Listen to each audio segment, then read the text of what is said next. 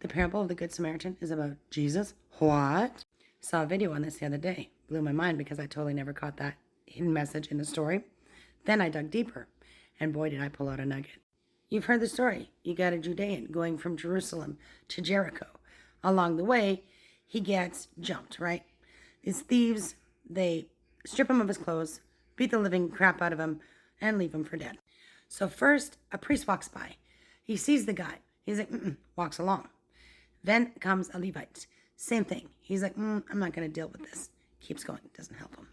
Then a Samaritan comes along. Now, Samaritans were half-breeds, descending from the tribe of Joseph, also mixed with some Assyrian, whatever. So we got some Gentile mix in there, totally hated by the Judeans. You know who else was hated? Jesus. So the Samaritan comes along and went to him, and he bound up his wounds, pouring in oil and wine. That should have been my first clue, but it wasn't.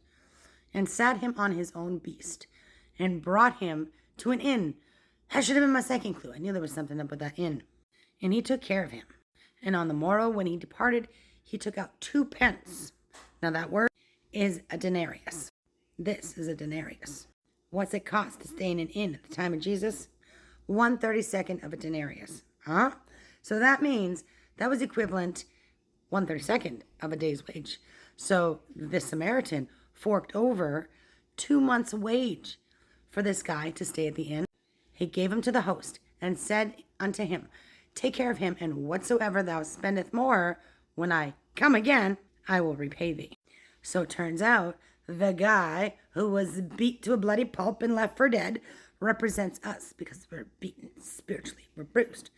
And Jesus binds our wounds. He takes care of us, you see. He pays the price for us, and he will come again, just like the Samaritan said he would come again. Oh, but we're not done. Now, when you click on that word Samaritan in Greek, it goes through, and then you can find the root origin of the Hebrew word for Samaritan. Means to hedge about, as with thorns, i.e. guard. Interesting. Also to protect, to attend to, you see? So I'm like, wait, the curse of thorns and thistles, Adam and Eve sin. God puts a curse on the ground of thorns, and still, which hedges about, but it's like they sin and he's still protecting them. It's like a guard. He's still guarding them. They did something wrong. Out you go at the Garden of Eden. But he still protects us and he tends to us, even though there's that curse of thorns. Right?